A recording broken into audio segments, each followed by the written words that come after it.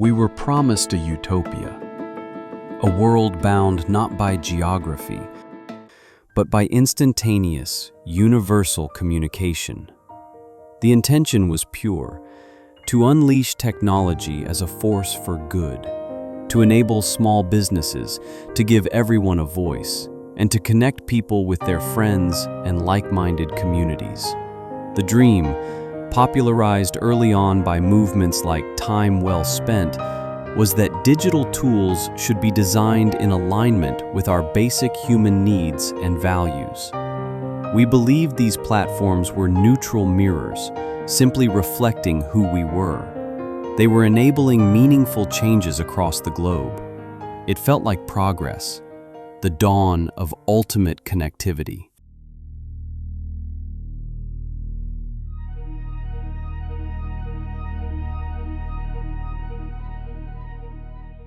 But that mirror was a funhouse mirror. And behind the friendly face of connection, something else was lurking. A race to hijack the human operating system.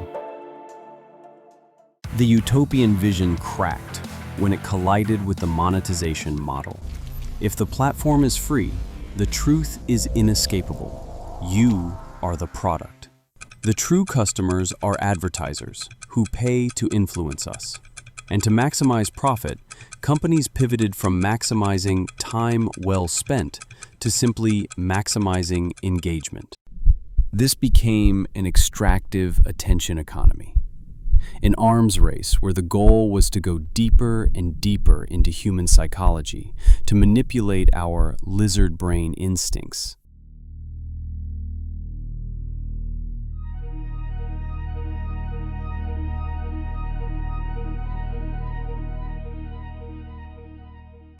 They preyed on our human weaknesses: fear, outrage, and vanity. Design techniques were employed to keep us hooked. Notifications used signals normally reserved for important matters, like alarms, to signal ordinary developments, making the trivial seem urgent. They established an intermittent variable reward system, turning the act of checking our phones into a behavioral loop, mirroring the addictive structure of a slot machine. The goal was simple: keep the attention flowing, keep the metrics rising. The result?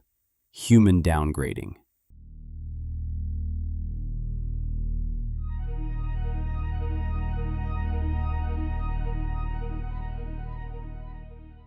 This system birthed a polarization for profit business model.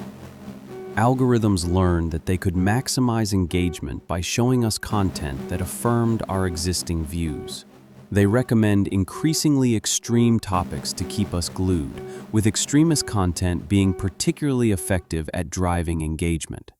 Fake news spreads up to 6 times faster than real news.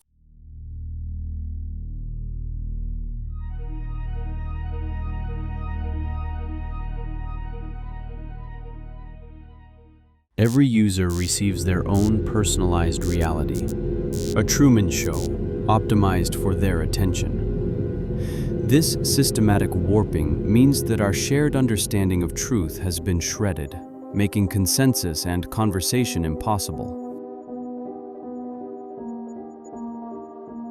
The cost of this extractive attention economy is now quantifiable. U.S. adolescents and young adults face a mental health crisis, with data showing that the rise in issues coincided with the increase in digital media and smartphone use in the early 2000s.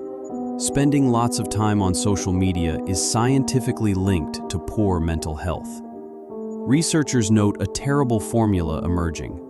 Excessive screen overuse leads to less sleep, reduced social time, and more time alone. These effects include sharp increases in depression, anxiety, loneliness, self-harm, suicidal ideation, and suicide.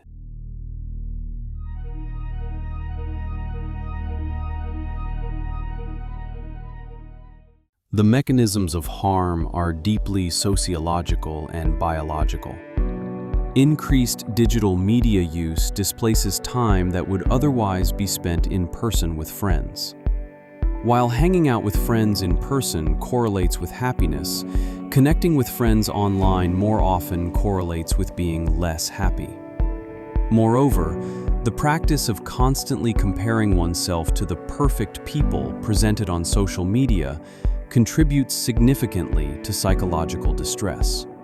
This is particularly pronounced for young women.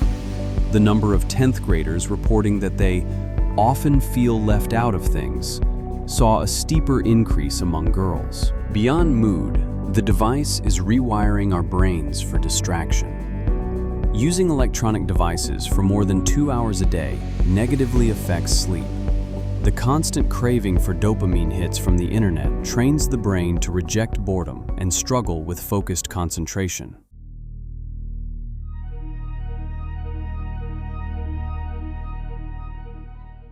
Our capacity for sustained, distraction-free concentration is being reduced.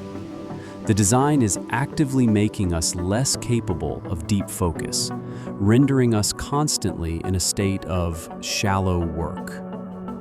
The technology has not merely become a tool, but an inescapable environment that stunts our cognitive and social maturity. The ultimate tragedy is the paradox. We chased connectivity across continents, believing that every new platform, every new feature made us closer. Yet, the very mechanism designed to connect us, the algorithm optimized for our attention, also created the most profound and individualized fracturing in human history. We are more digitally connected than any generation before, but we are also more anxious, more depressed, and more alone. The device that promised to eliminate distance merely hollowed out the space between us.